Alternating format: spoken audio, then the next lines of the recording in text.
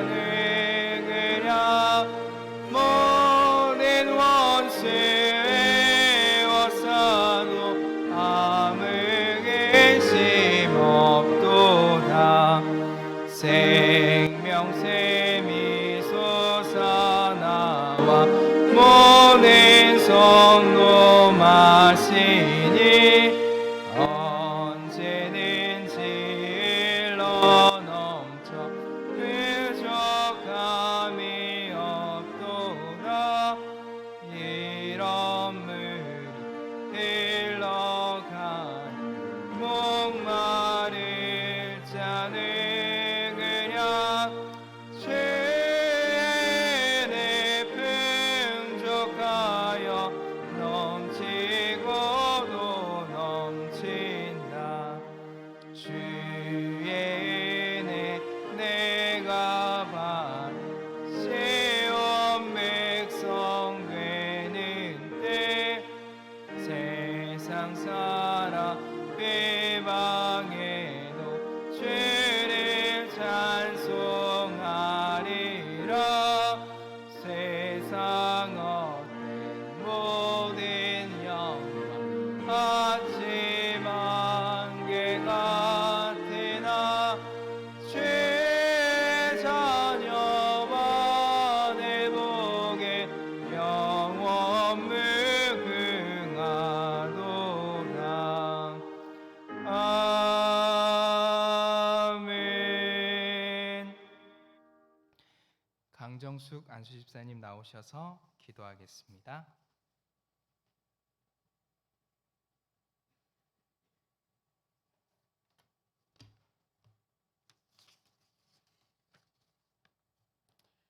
저희들을 귀하게 사랑하시고 은혜와 섭리 가운데 인도하시는 하나님 아버지, 7월의 첫 주일을 주님을 찬양하며 감사로 드리는 이 예배를 받아주시고 하늘의 은총으로 충만한 이 시간이 되게 하여 주시옵소서.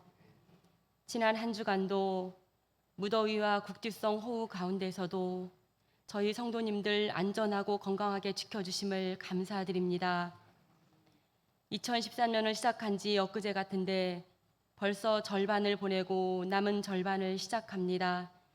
하나님, 매일매일의 시간 속에서 저희들에게 감사의 입술이 있기를 원하며 모든 것들이 불평으로 가득 차지 않기를 기도합니다. 저희들의 눈을 밝히시어 감사의 제목들을 발견하게 하시고 하나님, 손을 들어 감사를 드리는 저희 성도들이 되게 하여 주시옵소서. 특별히 이 자리에 신앙등교회를 세우시고 교회 창립 75주년을 맞이하여 지역 주민과 함께하는 한여름밤의 축제를 준비하게 하시니 감사드립니다. 그동안 음으로 양으로 준비한 손길들의 수고를 하나님 위로하시고 축복하여 주시기를 기도합니다. 좋은 일기를 주심을 감사드리며 시작부터 마치는 시간까지 안전하게 지켜주시고 함께 즐기며 모두가 행복한 시간이 되기를 원합니다. 순서를 통해 가시며 하나님이 함께 하심을 체험하는 시간이 되게 하여 주시옵소서. 하나님, 일일성으로 끝나는 행사가 아니라 저희 신앙등교회가 지역과 함께하며 빛과 소금의 역할을 감당하게 하옵소서. 저희 교회 가정마다 부부가 서로 사랑하고 존중하며 자녀를 믿음 안에 양육하고 부모님을 공경하는 축복의 터가 되게 하여 주시옵소서. 성도들의 가정과 사업장과 직장의 하늘의 평안의 복으로 더하여 감사가 넘치게 하여 주시옵소서.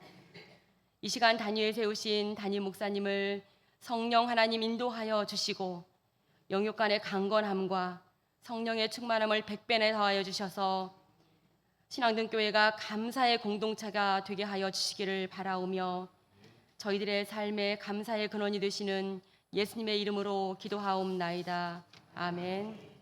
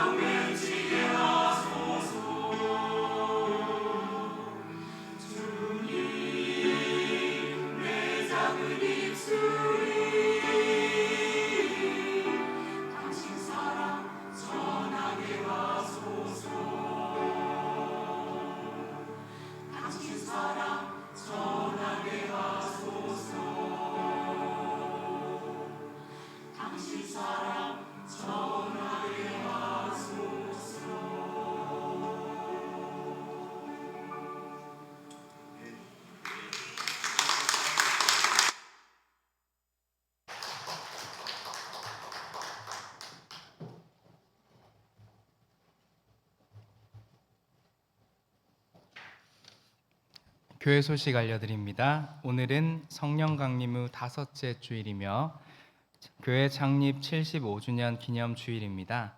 75년 동안 교회를 이끌어 주신 하나님을 찬양하며 헌신적으로 교회를 섬겨오신 모든 성도님들에게 감사를 드립니다. 교회를 통한 하나님의 축복이 다음 세대에도 계속되기를 원하며 예배에 오신 여러분을 환영합니다. 다음 주일은 2023년도 맥주 감사 주일로 지킵니다. 생명과 가정 그리고 직장과 사업장을 통해 이루신 하나님의 은혜를 기억하며 감사로 응답하는 주일이 되시기를 바랍니다. 오늘 오후 예배는 한여름밤 축제 준비를 위해서 모이지 못합니다. 공동체 동역자님들께서는 7월 모임을 계획해 주시기를 바랍니다. 동역장님들은 1부와 2부 예배 후 성가대석에서 모입니다. 교회 창립 75주년 기념 주민들과 함께하는 한여름밤의 축제가 오늘 오후 7시부터 보산마을 공원 특설 무대에서 있습니다. 교우들은 모두 가족들과 함께 참여해 주시고 이웃들에게도 광고하셔서 함께 할 수 있기를 원합니다. 참여하시는 모든 분들에게 기념품이 제공된다고 합니다. 잠깐 준비위원장으로 계신 우리 정규철 장로님께서 나오셔서 관련된 내용들 더 자세하게 안내하겠습니다.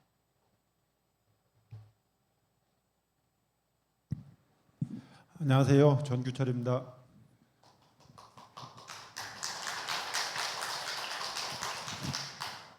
박수를 치시려면 좀 크게 치시고 안 치시려면 안 치셔도 감사합니다. 제가 오늘 아침에 자리에서 눈을 딱 뜨면서 정말 하나님이 우리 신앙등교회를 너무너무 사랑하신다는 것을 제가 느끼고 감사의 기도를 드렸습니다. 이 장마철에 저희 신앙등교회 행사를 위해서 앞뒤로 이틀씩 비를 멈춰 주셔가지고 오늘 이렇게 맑은 날씨를 허락해 주신 하나님께 다시 한번 감사드립니다. 그리고 이를 위해서 기도해 주신 우리 성도님들께 감사드립니다. 오늘 시간과 장소는 방금 목사님께서 말씀해 주셨고요. 저희가 오늘 7시에 시작을 하는데요. 우리 성도님들 혹시 차량이 필요하신 분들은 사무실에 신청을 해주시기 바랍니다. 그리고 시내권도 차량을 운행할 예정이니까 시내에서 오실 분들도 사무실에다가 신청을 해주시면 시간을 이렇게 맞춰서 운행하도록 하겠습니다. 그리고 오늘 그 행사를 위해서 우리 교인들이 좀 양보해 주셔야 될 부분들이 있어서 말씀을 드리겠습니다. 오늘 그 기념품이 전부 300개를 저희가 준비를 했는데요. 혹시라도 황등 주민들이 한 7,000명 되는데 한 반절이 오셔가지고 난리가 나는 경우가 생길 수도 있어요. 그래서 저희가 이 상품 그 선물 교환권이라고 오늘 팜플렛 행사 팜플렛 지금 화면에 띄어 있는데요. 선물 교환권 저기 오른쪽 밑에 보시면 0번 이렇게 써 있잖아요. 거기에 번호가 다 쓰여 있을 거거든요. 그 번호를 가지고 교환을 해드릴 건데 만약에 대비해서 우리 교인들은 성도님들께서는 그냥 끝나고 나가실 때 선물을 받지 마시고 자리에 앉아 계세요. 자리에 의자에 앉아 계셨다가 다 그 황등 주민들 우리가 손님을 초대했기 때문에 손님들 먼저 드리고 그리고 나서 우리 교인들을 드리도록 하겠습니다. 그리고 만약에 부족하면은 저 다음 주에 이것을 가지고 교회로 오시면 교회에서 이렇게 교환을 해드릴 예정이니까 우리 교인들은 좀 양보를 해주셔서 자리에서 앉아 계시기 바랍니다. 한 번에 또 전부 다 우르르 나오면은 또 복잡해져요. 그래서 우리 그 봉사위원들이 많이 계신다고 하지만 한꺼번에 처리하기가 너무 힘드니까 우리 교인들 꼭 좀 양보 부탁드려도 되겠죠? 예, 좀 꼭 부탁드리겠습니다. 그렇게 해주시고 목사님 말씀하신 것처럼 꼭 오실 때는 그 마음은 가볍게 오시고요. 양손에는 이웃과 손잡고 이렇게 오셨으면 좋겠습니다. 감사합니다. 감사합니다. 교육부서 여름 행사 안내가 밑에 있는데요. 날짜들을 확인하셔서 위에서 기도해 주시고 또 관심 가져주시면 좋겠습니다. 해피하우스 사역팀 모집합니다. 문의 및 신청은 소성주 안수집사님과 사무실로 연락해 주시면 됩니다.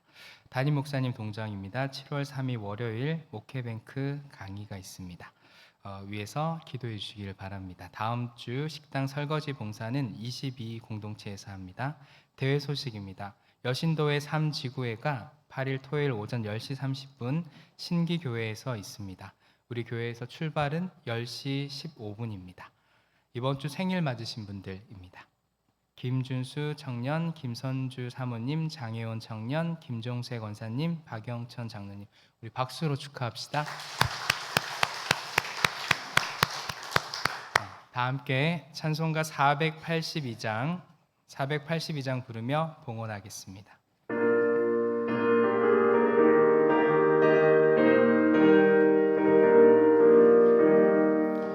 참 즐거운 노래를 늘 높이 불러서 이 세상 사는 동안 주 찬양하겠네. 복주 세상에 올라 멀리 바라보니 나 건너갈 요단강 뚜렷이 보이네. 참 아름다운 노래 늘 높이 부르세.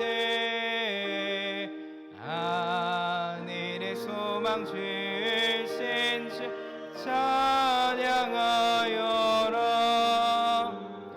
참 아름다운 노래 다 함께 부르세.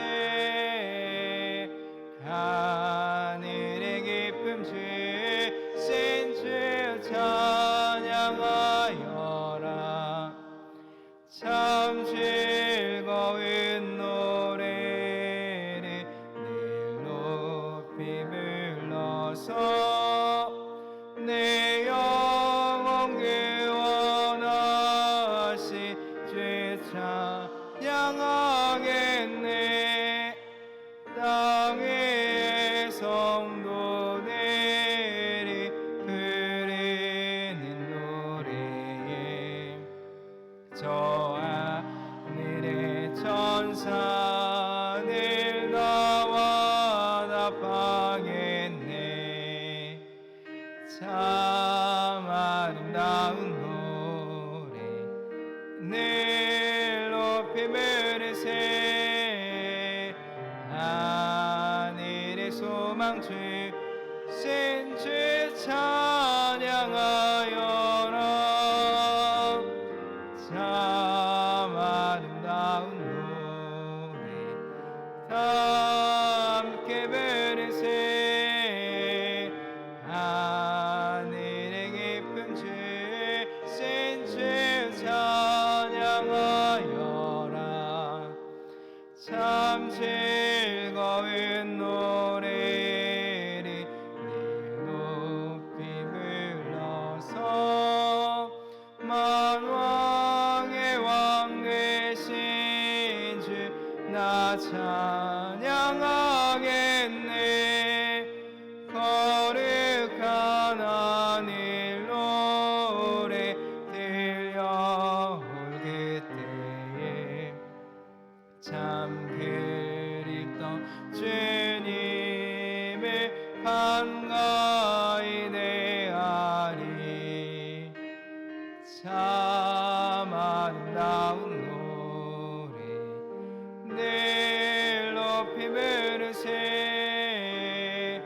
하늘의 소망 주신 주 찬양하여라. 참 아름다운 노래 다 함께 부르세. 하늘의 기쁨 주신 주 찬양하여라.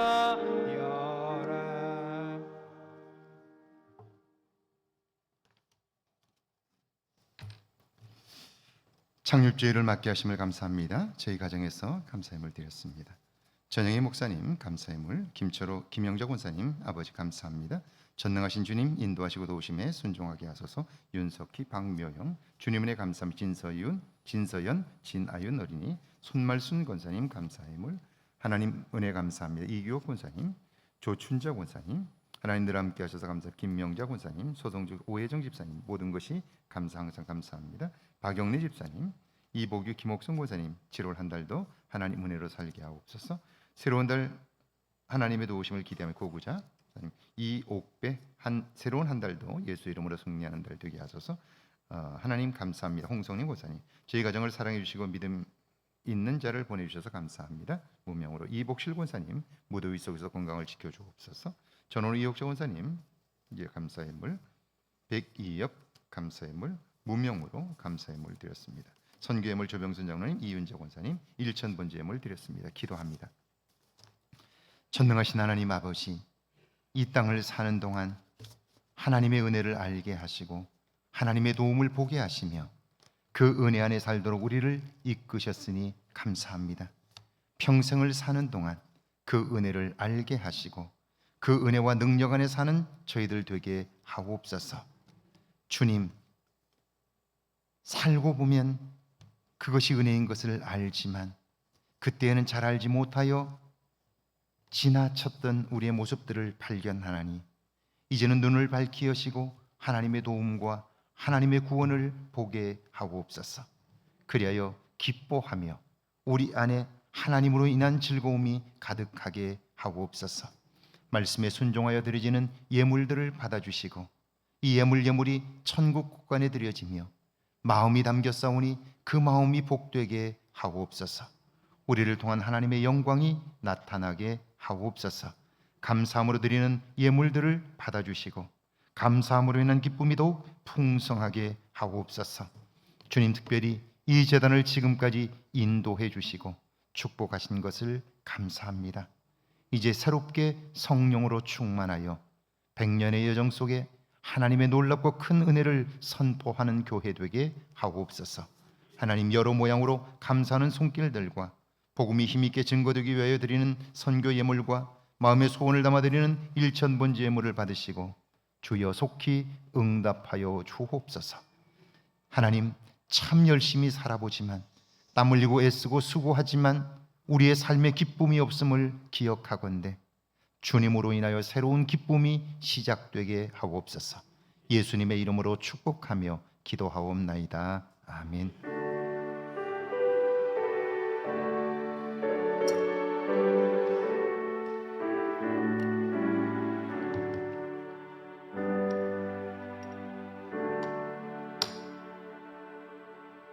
오늘 저희에게 주시는 하나님의 말씀은 신약성경 고린도전서 2장 14절에서 3장 3절까지 말씀입니다.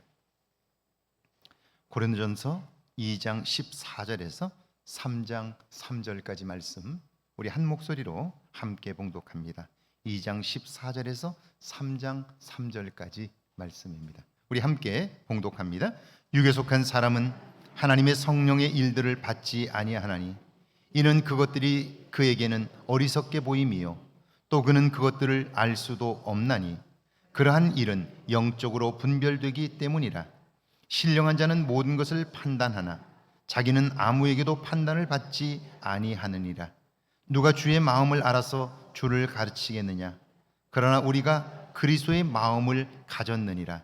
형제들아, 내가 신령한 자들을 대함과 같이 너에게 말할 수 없어서 육신에 속한 자 곧 그리스도 안에서 어린 아이들을 대함과 같이 하노라.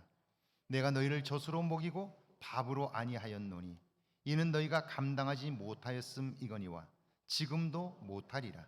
너희는 아직도 육신에 속한 자로다. 너희 가운데 시기와 분쟁이 있으니 어찌 육신에 속하여 사람을 따라 행함이 아니리요. 아멘. 하나님의 말씀입니다. 할렐루야. 이번 한 주간에도 하나님의 은혜와 사랑이 여러분과 여러분의 가정에 넘치기를 주의 이름으로 축원합니다. 축원합니다. 우리 앞뒤 옆 사람과 인사할까요? 만나서 반갑습니다. 네. 뒤에 분들도 한번 인사하시죠. 고맙습니다. 네. 이번 한 주간도 평안하십시오. 네, 오늘은 교회 창립 75주년 기념 주일입니다. 제가 우리 교회 부임한 이후 만 10년이 지났고요. 부족한 저를 여러분 잘 도와주셔서 용납해 주셔서 오늘까지 올 수 있게 된 것 진심으로 감사를 드립니다. 그리고 우리 옆 사람에게 한번 인사 다시 한번 하면 좋겠는데요. 곁에 있어줘서 고맙다고 한번 인사할까요? 곁에 있어줘서 고맙습니다. 한번 인사하시죠. 네. 네. 별로 안 고마운 것 같은 표정을. 네. 오늘은 교회 창립 75주년 기념 주일입니다. 하나님은 지난 75년 동안 우리 교회를 새롭게 하셨습니다. 지난 한 해 우리 한 사람 한 사람에게 은혜를 베풀어 주셨고요. 풍성한 삶을 살게 하셨습니다. 앞으로도 우리와 교회를 통해 새로운 일들을 이루실 것입니다. 정말 그렇습니다. 제가 코로나 상황이 벌어졌을 때에 이렇게 말씀드렸는데 기억하시죠? 여러분, 두려워하지 마십시오. 코로나는 반드시 끝납니다. 그것이 언제가 될지 모르지만 코로나가 끝나는 날이 되면 이때를 어떻게 보냈느냐에 따라 우리의 삶은 달라질 것입니다.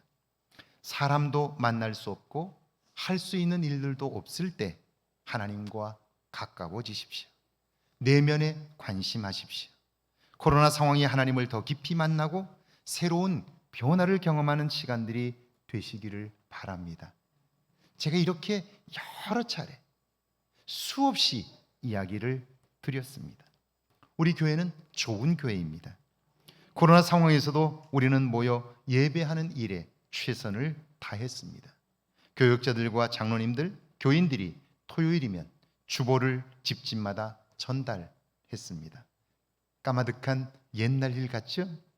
홀로 계시는 어른들과 전화로 소통할 뿐 아니라 집으로 찾아가 얼굴도 대하지 못하고 멀리 떨어져 신방을 했습니다.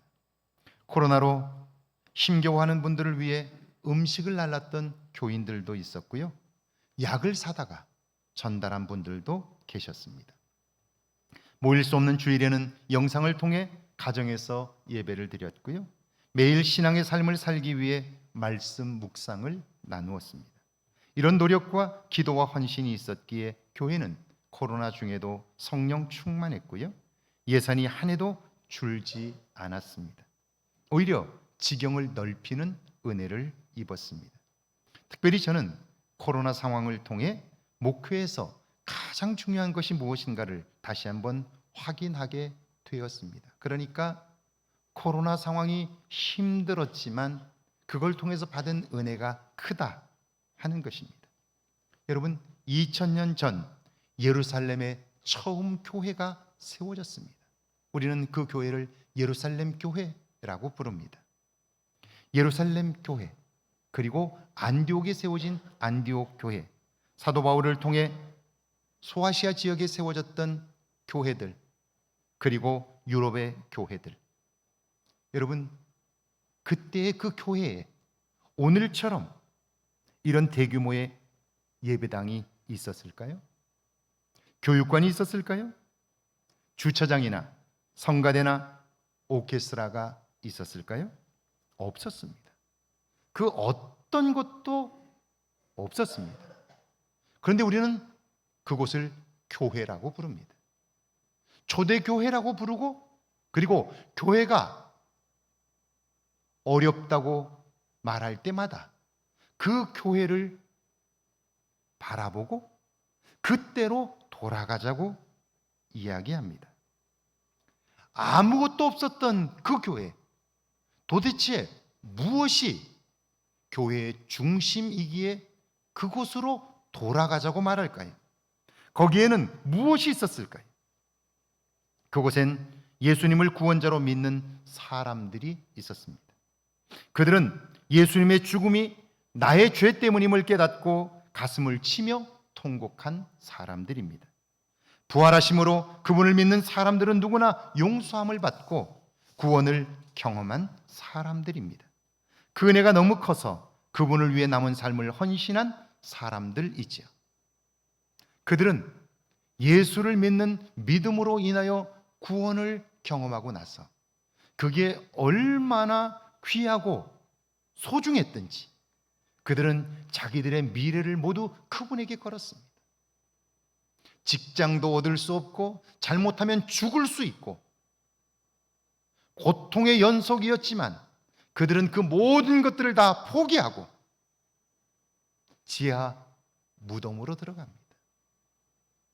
미래도 불투명합니다.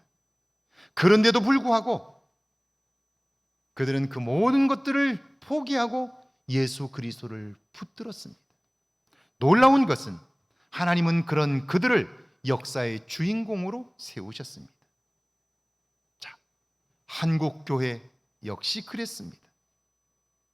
어느 순간 그런데 한국 교회는 건물이 우상이 되었습니다. 사람들의 모이는 숫자와 예산 규모가 자랑거리가 되었고요. 더 이상 교회 안에 있는 사람들에게 관심하지 않았습니다. 사람들의 변화에 관심하지 않았습니다. 그래서 어떻게 되었습니까? 이런 우픈 이야기가 회자되고 있습니다. 주일 아침에 아이들과 함께 가족이 교회로 차를 타고 가고 있는데요. 아빠가 운전하면서 보니까 뒤에 있는 아들 두 놈이 서로 싸웁니다. 그만해, 교회 가면서 싸우면 되겠어? 그러자 아이들이 말합니다. 아빠, 우리 싸우는 거 아니야. 그럼 뭐 하는 거야? 우리 지금 교회 놀이 하고 있어. 정말 화려한 건물과 웅장한 성가대가 있고 오케스트라가 있고 그렇게 많은 사람들이 모였는데, 그래서 굉장한 것 같은데, 그런데 그 속에 생명의 역사, 성령의 능력은 나타나지 않고 있었던 거죠. 올해 우리 교회는 교회 창립 75주년을 맞았습니다. 100년을 향해 가고 있습니다. 앞으로 25년, 아니 주님이 오시는 그날까지 우리와 우리의 교회가 집중하며 놓치지 말아야 할 것이 있다면 그것이 무엇일까요? 코로나가 우리에게 아주 명확하게 가르쳐 주었습니다. 이제는 더 이상 건물을 확장하고 우리의 편리함을 위해 애쓰는 것이 아닙니다. 따라해 볼까요? 사람입니다. 사람입니다. 변화입니다. 사람에게 집중하고 변화에 관심하는 교회여야 하는 거죠. 나와 내 이웃이 보람 있는 삶, 행복한 삶, 구원의 삶으로 변화되도록 사람들에게 관심해야 합니다. 그렇다면 나와 내 주변에는 어떤 부류의 사람들이 있을까요? 오늘 본문인데요. 고린도전서 2장 14절입니다. 함께 읽습니다. 육에 속한 사람은 하나님의 성령의 일들을 받지 아니하나니 이는 그것들이 그에게는 어리석게 보임이요 또 그는 그것들을 알 수도 없나니 그러한 일은 영적으로 분별되기 때문이라. 우리 주변에서 가장 많이 볼 수 있는 첫 번째 부류의 사람들을 오늘 성경은 육에 속한 사람이라고 말합니다. 이때 육에 속했다는 말의 뜻은 세상의 가치에 물들었다, 자기가 주인 되어 산다, 자연적 질서를 거스른다는 뜻입니다. 요한복음 19장에 보면 예수님을 재판한 총독 빌라도는 예수님이 죄가 없다는 것을 이미 알고 있었습니다. 그렇다면 예수님을 무죄 석방하고 예수님을 고소한 유대인들과 지도자들을 무고죄로 처벌해야 합니다. 그런데 그는요, 예수님을 십자가에 못 박도록 그들에게 넘겨주었습니다. 그는 자기가 말한 대로 사람을 죽이고 살릴 권세가 그에게 있습니다. 사실입니다. 그렇다면 그는 그 권세를 가지고 법대로 사실대로 재판을 했을까요? 아닙니다. 왜 그는 막강한 권세를 가지고 있었음에도 불구하고 법대로 판결하지 않았을까요? 이유는요, 유대인들이 두려웠기 때문입니다. 그들이 무서웠다는 말이 아니라 그들이 문제를 일으켜 로마 황제로부터 자기가 지적을 받으면 그러면 출세길이 막히기 때문입니다. 다시 말하면 그의 삶의 중심에는 옳고 그름이 아니라 공정과 상식이 아니라 성공과 출세가 있었습니다. 자신의 욕망이 삶의 기준이 되어 있었던 거죠. 이렇게 살면 삶의 기쁨이 있을까요? 무언가 이루었을 때는 기뻐했겠죠. 그런데 그 기쁨이 얼마나 갈까요? 모든 사람이 다 경쟁자입니다. 하루도 마음 편할 날이 없어요. 더 큰 불행은 그들은 하나님이 하시는 일을 알지 못합니다. 볼 수 없습니다. 왜요? 하나님이 하시는 일이 너무나 어리석게 보이기 때문이에요. 이번에 제가 미국에 가서 통화한 동료 목사님이 한 분 계십니다. 그분은 조지아주의 사바나라는 곳에서 목회를 하셨고요. 최근에 은퇴를 하셨습니다. 정말 고생을 많이 했어요. 조지아주의 어거스타라는 곳에서 어거스타, 우리 유명한 골프 대회가 열리는 곳이죠. 그곳에서 목회를 할 때에도 굉장히 어려우셔서 결국 그곳에서 쫓겨나다시피 했어요. 어느 날 제가 한국 마켓, 애틀랜타에 있는 한국 마켓에 제 아내와 함께 장을 보러 갔는데 두 부부가 그 베이커리에 앉아서 차 한 잔을 마시는데 아무 말 없이 앉아 있는 거예요. 그때 저는 그 목사님과 친하지 않았어요. 함께 대회 안에 있었기 때문에 얼굴은 서로 알지만 서로 이야기도 나눠본 적이 없었어요. 근데 그 부부가 거기 앉아 계신 거예요.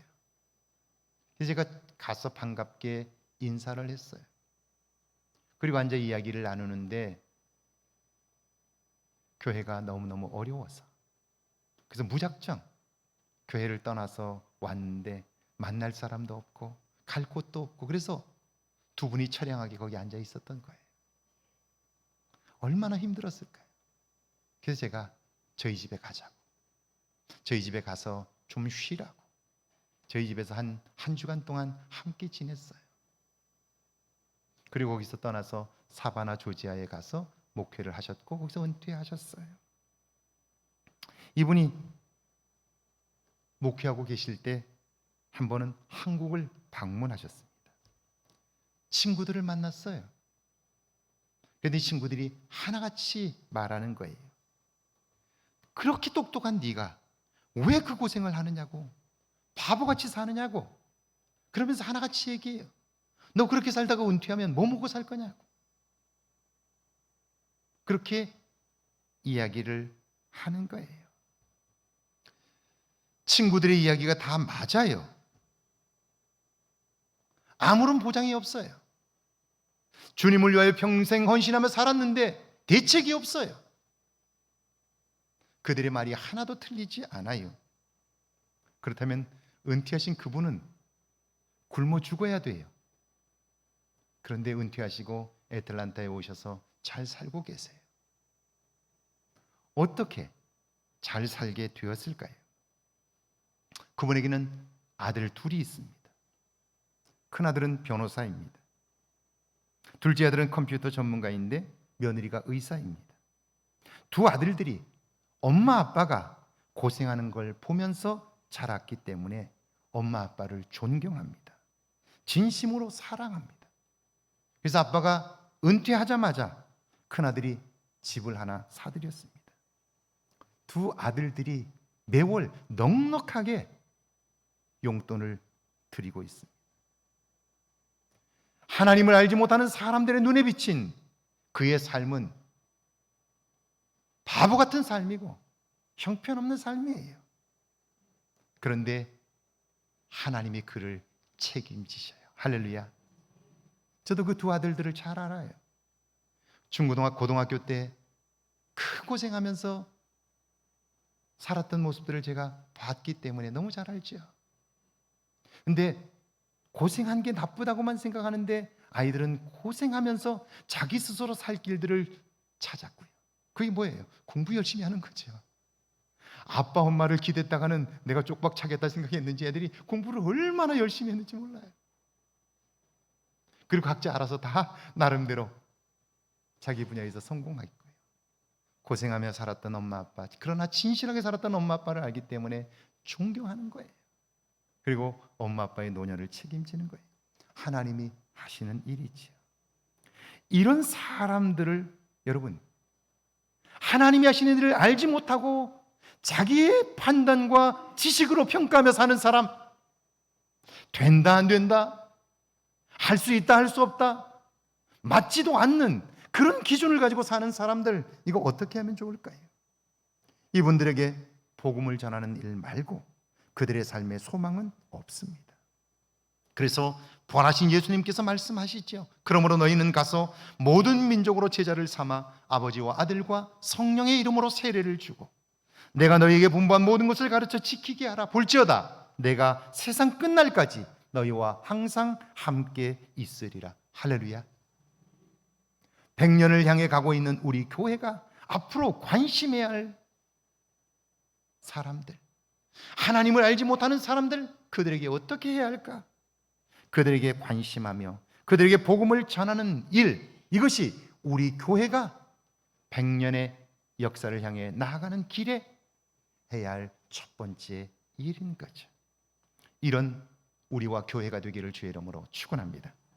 우리 주변에 있는 두 번째 부류의 사람들을 오늘 본문이 말씀하는데 고린도전서 3장 1절과 2절입니다. 같이 한번 읽습니다. 형제들아, 내가 신령한 자들을 대함과 같이 너희에게 말할 수 없어서 육신에 속한 자, 곧 그리스도 안에서 어린 아이들을 대함과 같이 하노라.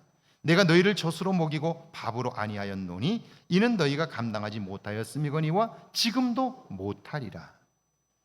우리가 살면서 만나게 되는 두 번째 부류의 사람을 성경은요, 육신에 속한 자라고 말씀합니다.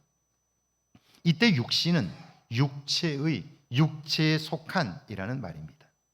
육체에 속한 부류의 사람들은 성령 하나님의 도움으로 예수님을 구원자로 믿고 구원받은 사람들입니다.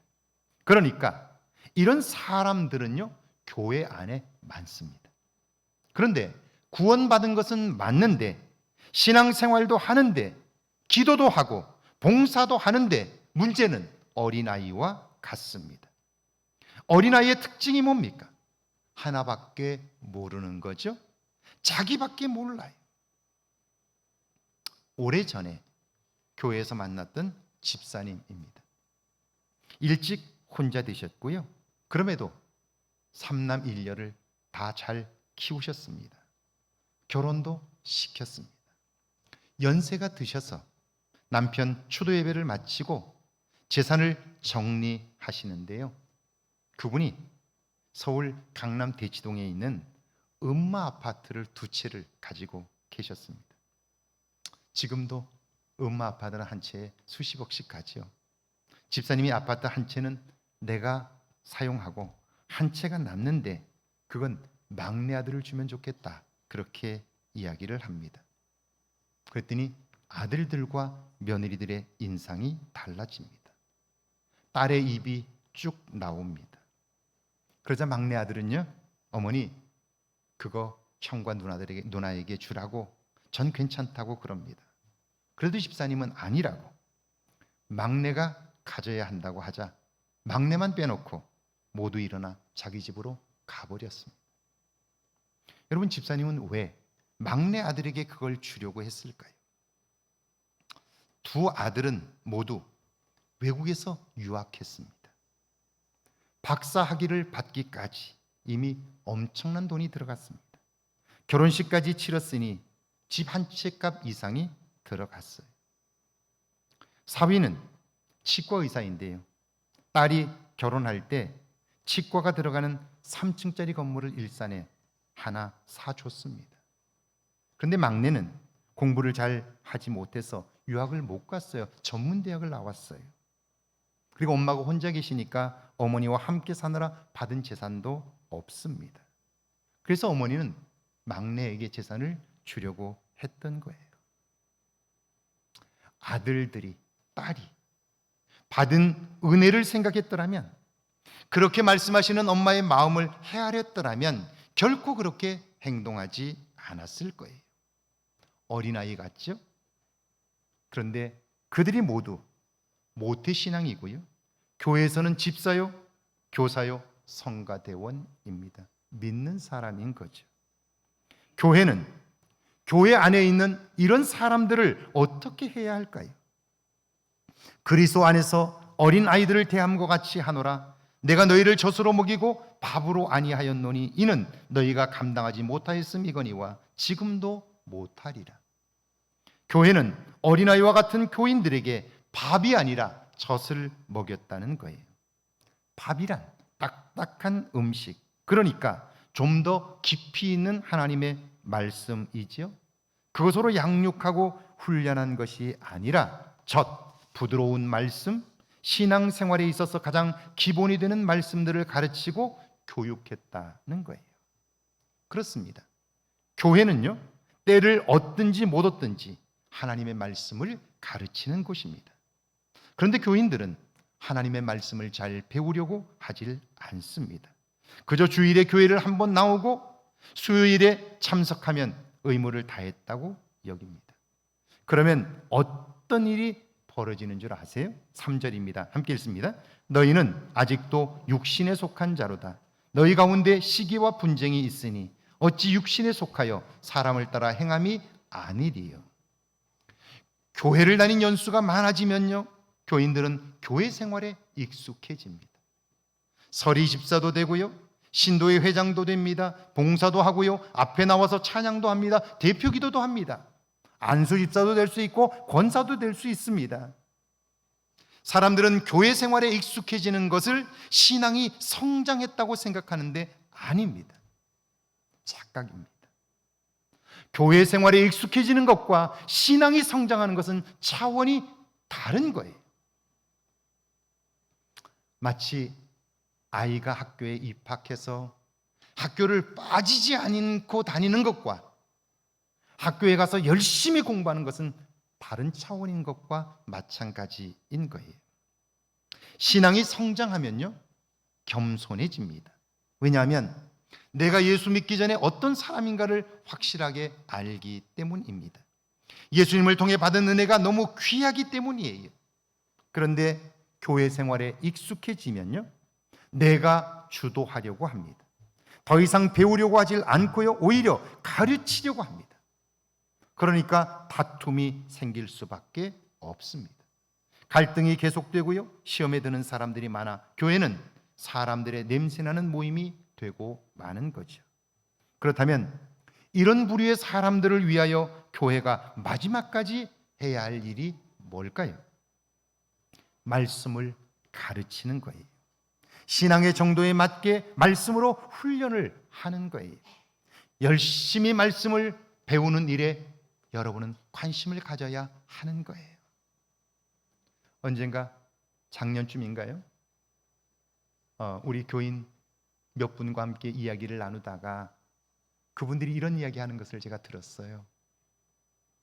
우리 교회가 안정이 될 수 있었던 이유 중에 하나는 목사님이 오셔서 성경 공부반을 계속했는데 새가족반, 새생명반, 그리고 제자반, 사역반, 그리고 매 학기 봄학기, 가을학기 성경 공부반을 만들고 오전에 하고 저녁에 하고 계속해서 했는데 공동체 동역장 모임을 하고 모여서 기도하고 24시간 릴레이 기도를 하고 때마다 부흥회를 하고 이런 일들을 꾸준히 했는데 처음 성경 공부반을 할 때 그때 너무너무 힘들었다고. 한 번 만나면 2시간씩 했는데 너무너무 힘들었다고.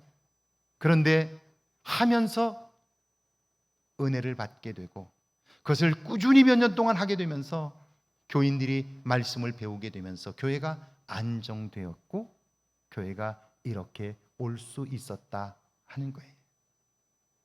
교회가 내 생각을 이야기하기 시작하면 소란스러워집니다. 교회는 내 생각을 이야기하는 곳이 아니라 하나님의 계획과 하나님의 뜻을 이야기하는 곳입니다. 내 생각에 이렇게 되면 다툼이 생깁니다. 왜냐하면 내 생각과 다른 사람의 생각이 있을 수 있기 때문입니다. 그런데 우리 교회를 향한 하나님의 뜻은 이렇게 말하면 다툼이 생길 수가 없습니다. 왜냐하면 하나님의 뜻을 잘 알 수가 없기 때문에 그 일을 위하여 함께 기도하고 머리를 맞대기 때문에 그런 것이죠. 교회 안에 말씀을 배우지 않으면 어린아이와 같은 사람들이 생기고 어린아이와 같은 행동들이 계속해서 생기면 갈등과 분쟁이 생길 수밖에 없습니다. 교회는 사람들의 지탄을 받을 수밖에 없는 거죠. 100년을 향하여 나아가는 여정에서 오늘 우리들이 관심하며 행해야 할 일이 뭘까요? 그것은 더욱 열심히 말씀을 배워야 합니다. 모이기를 힘써야 합니다. 그리고 모이는 사람들의 숫자가 아니라 한 사람 한 사람 안에 어떤 변화가 일어나는가를 끊임없이 관찰해야 합니다. 그리고 그 사람의 열심이 아니라 그 사람의 재능이 아니라 그 사람의 변화를 칭찬할 수 있는 교회가 될 때 교회는 새로워지게 될 것입니다. 이 일에 집중하고 관심하는 우리와 우리의 교회 되기를 주의 이름으로 축원합니다. 이제 우리가 살면서 만나는 세 번째 부류인데요, 저는 여러분 모두가 이런 부류에 속한 사람들이면 좋겠습니다. 고린도전서 2장 15절과 16절입니다. 함께 읽습니다. 신령한 자는 모든 것을 판단하나 자기는 아무에게도 판단을 받지 아니하느니라. 누가 주의 마음을 알아서 주를 가르치겠느냐? 그러나 우리가 그리스도의 마음을 가졌느니라. 신령한 자는 모든 것을 판단하나, 신령한 자는요, 나의 기준이나 지식이나 감정이나 경험이 아니라 성령의 다스림을 받는 사람입니다. 말씀을 배우고 익혀 깨달은 말씀들이 마음에 담겨 있는 사람들입니다. 이런 사람들은요, 삶의 가치관이 다릅니다. 그러니까 사는 것도 다르고요, 어떤 사건을 만났을 때에도 반응하는 것이 다릅니다. 그래서 감동을 주고요, 그런 사람들을 하나님이 쓰실 수밖에 없어요. 왜냐하면 이미 욕망과 욕심으로 점철된 인간의 한계를 넘어섰기 때문이에요. 만약 욕심이 지배하고 있는 사람을 하나님이 축복하시면, 그러면 그 축복은 그의 인생을 파멸로 이끌어가요. 그래서 하나님이 축복하실 수가 없는 거예요. 욕망을 넘어서서 신령한 사람, 성령의 다스림을 받는 사람, 그런 사람은 하나님이 축복하실 수밖에 없어요. 왜냐하면 그에게 하나님이 축복하시면 그것이 하나님께는 영광이 되고 그의 삶에는 기쁨이 되고 주변에 있는 사람들에게는 유익이 되기 때문이지. 아마 이런 사람이 아닐까 싶습니다. 제가 미국의 애틀란타에서 목회할 때 만났던 집사님입니다. 뉴욕에서 이사 오셔서 저희 교회를 나오셨는데요, 흑인 동네에 커다란 슈퍼마켓을 열었습니다. 교인들과 함께 가서 개업 예배를 드렸는데요, 그런데 시간이 지나도 가게가 잘 안 되는 거예요. 저도 얼마나 열심히 기도했는지 몰라요. 두 부부도 정말 그 남자 집사님의 경우에는 가게에서 자면서 최선을 다해서 가게를 운영했는데, 그런데 결국 그 가게가 문을 닫고 말았어요. 전 재산을 털어서 시작한 사업인데 쫄딱 망한 거예요. 걱정이 이만저만이 아닙니다. 대부분의 사람들은요, 그가 직분과 상관없이 이런 상황이 되면 하나님을 원망합니다. 부끄럽다고 여겨 흔적 없이 교회를 떠납니다. 무슨 그 교회 출신도 아니고 뜨내기처럼 이사 와서 저희 교회를 나온 거예요. 나온 지 얼마 되지도 않았어요. 그러니까 사업이 잘 되면 신앙생활을 열심히 하지만 사업이 잘 안 되고 쫄딱 망해서 문을 닫게 되면 창피해서라도 안 나옵니다. 조용히 사라집니다. 그런데 이분이 제게 전화를 하셨어요. 그리고는 미안하대. 뭐가 미안하냐고 그랬더니 예수 믿는 사람으로서 돈이 되질 못해서 미안하다는 거예요. 다른 사람들이 볼 때 신앙생활을 잘하는 것 같은데 사업이 망했으니 하나님의 영광을 가리지 않겠느냐고, 또 교회에도 너무 미안하다고 목사님 그렇게 기도해 주셨는데 제가 잘 못해서 가게가 문 닫게 되었다고 너무 미안하다고 그래요. 그래서 아니라고, 그런 거 아니라고. 제가 이미 감동을 받았어요.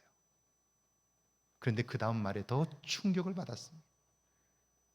그런데 목사님, 내일 시간이 있으시냐고. 그래서 왜요? 그랬더니 폐업 감사 예배를 드렸으면 좋겠다는 거예요. 내일 물건을 다 빼기 때문에 물건 빼기 전에 목사님 오셔서 폐업 감사 예배를 드렸으면 좋겠다는 거예요. 제가 오늘 여러분에게 물어볼게요.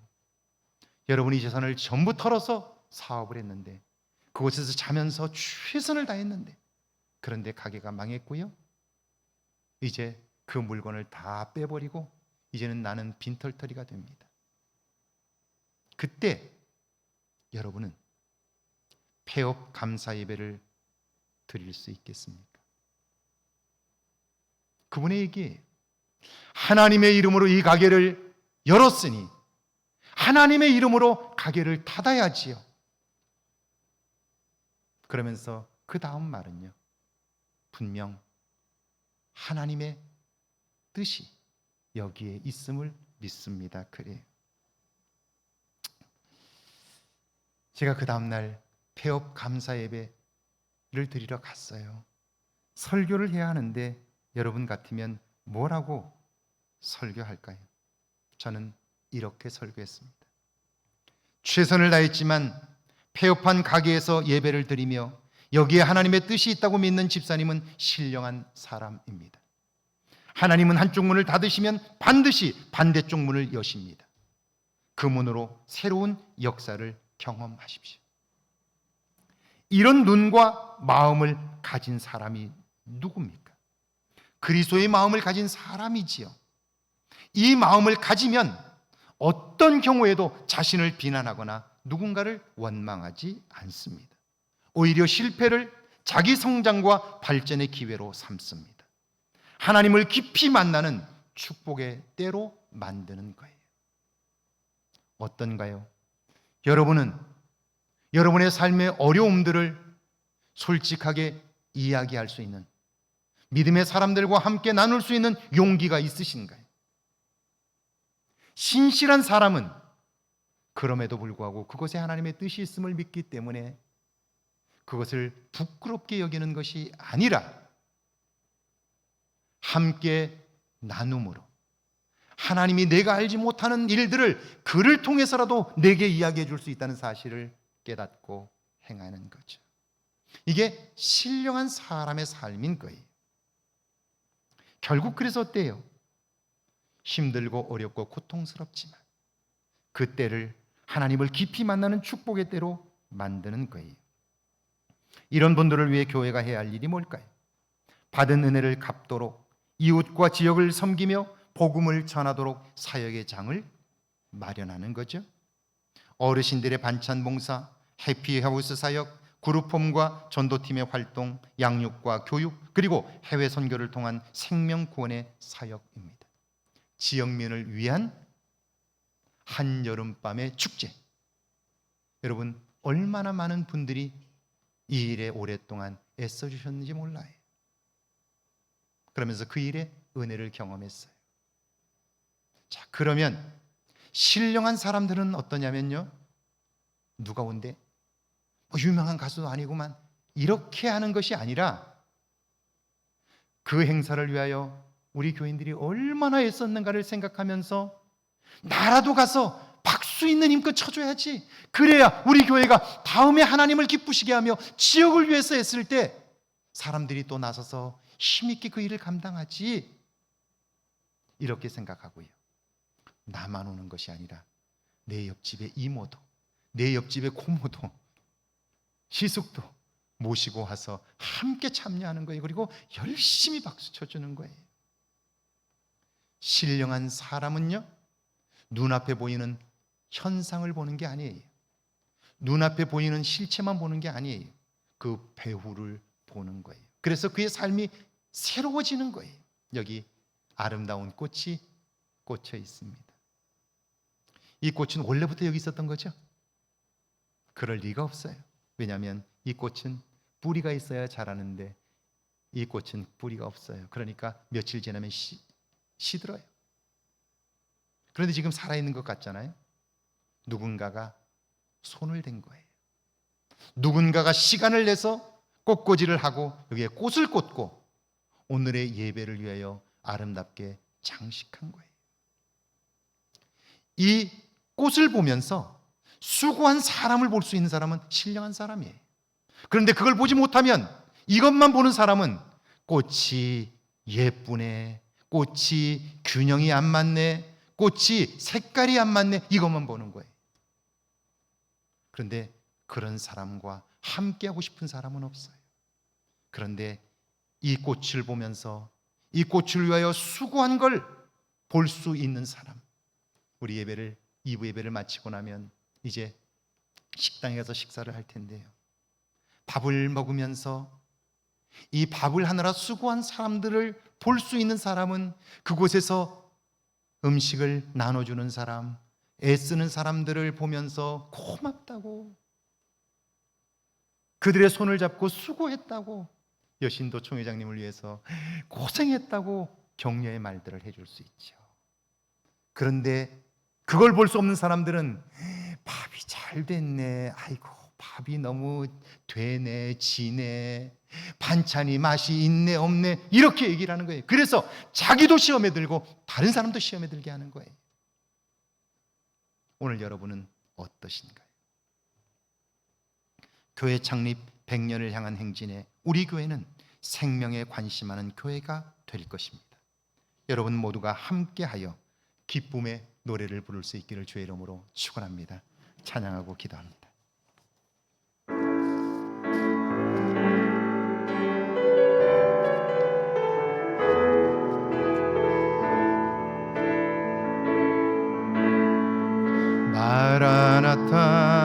마라나타 주 예수여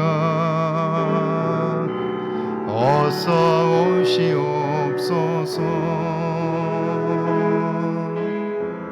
땅의 모든 끝 모든 족속 주를 찬송하게 하소서. 마라나타 주 예수여 어서 오시옵소서. 온 열방이 주께 돌아와 춤추며 경배하게 하소서. 우리 주님 다시 오실 길을 만들자. 십자가를 들고 땅 끝까지 우린 가리라. 우리 주님 하늘 영광 온 땅 덮을 때 우린 땅 끝에서 주를 맞으리. 마라나타 마라나타 아멘. 주 예수여 오시옵소서. 마라나타 마라나타 아멘. 주 예수여 오시옵소서. 우리 시간 함께 기도하기를 원합니다. 제가 살았던 애틀란타에 중심 도로가 고속도로가 2개 있습니다. 그 중에 한 고속도로, 가장 교통량이 많은 고속도로입니다. 그 도로는 저 플로리다에서 시작해서 뉴욕까지 가는 도로입니다. 그게 애틀란타를 관통해서 갑니다. 그러니까 교통량이 가장 많은 고속도로입니다. 그 고속도로 옆에 큰 광고판이 하나 있습니다. 어느 날 그 광고판에 이런 문구가 적혔습니다. 저를 도우신 애틀란타 여러분 고맙습니다. 여러분 덕에 제가 이만큼 살게 되었습니다 라고 그 큰 광고판에 크게 써붙였어요. 그런데 그 이후에 6.25가 6월 25일이 되었습니다. 그래서 그 광고판에 또 크게 광고에 이런 문구가 붙었어요. 6.25 전쟁에 참전하여 아까운 목숨을 희생하신 여러분 덕분에 내 나라와 내가 이만큼 살게 되었습니다. 여러분 감사합니다 라고 광고를 붙였어요. 사람들이 도대체 누가 저 광고를 붙였을까 관심을 하며 찾아보고 애틀란타 저널에 신문에 그 광고판과 함께 기사가 실렸습니다. 그 광고는 한인 사업가 중에 한 분, 청소업으로 부자가 되신 분, 그분이 자기가 받은 은혜가 너무 커서 지금까지 나를 도와주었던 이 애틀란타의 시민들 고마워서 광고판에 써서 붙인 거예요. 그리고 6.25 때 자기 목숨을 아끼지 않고 희생했던 미국 분들 너무 고맙다고, 당신들 덕분에 내 나라가 살았고 그리고 내가 오늘 이렇게 사업을 할 수 있게 되었다고 고맙다고 광고판에 써서 붙였어요. 저는 그 광고를 보면서 이런 생각이 들었습니다. 그걸 마음에 담고 살아 광고판에 써서 붙일 수 있는 그 사람은 얼마나 행복할까, 마음이 얼마나 기쁠까. 여러분 어떤가요? 그것보다 100배나 1000배나 10,000배나 더 큰 생명의 구원을 받은 우리들인데, 여러분은 광고판에 내가 받은 구원이 너무 기쁘고 좋아서 그렇게 한번 써보고 싶은, 붙여보고 싶은 그런 마음은 있으셨나요? 우리 시간 한번 오늘 말씀을 기억하면서, 오늘 하나님께서 나를 이 제단의 목사로, 장로로, 권사로, 안수집사로 세우셨다면 왜 그랬을까? 나를 세우신 목적은 무엇일까? 나는 지금 세 부류의 사람 중에 어디에 속했는가를 돌아보면서요, 함께 마음에 있는 기도를 하나님께 올려드리면 좋겠습니다. 그래서 100년을 향한 행진에 함께 할 수 있기를 바랍니다. 함께 오늘 말씀을 기억하면서 기도합니다. 주님,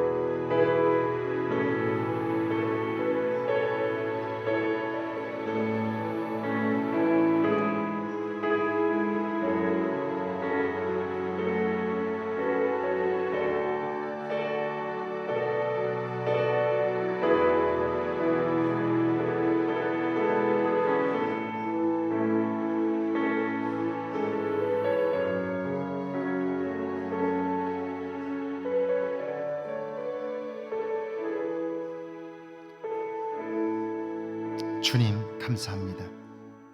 우리의 교회를 75년 동안 지켜주시고 100년을 향한 행진에 우리 함께하게 하시니 감사합니다. 하나님, 이 시기를 잘 감당하여 성령 충만한 교회로 세우게 하시고, 하나님, 우리의 삶이 우리 교회와 하나님의 역사에 기록되게 하옵소서. 지금은 우리 주 예수 그리스도의 은혜와 하나님 아버지의 놀라우신 사랑하심과 성령의 도우시고 함께 하시는 은총의 역사가 100년을 향한 행진에 함께 동참하여 하나님의 영광을 드러내며 기쁨과 보람을 안고 살기를 다짐하는, 구원의 삶을 살기를 다짐하는 주의 모든 백성들과 가정과 일터와 우리의 교회 위에, 우리가 사는 이곳 아름다운 익산과 이 땅과 온 세계 위에 이제로부터 영원토록 함께 계실지어다. 아멘.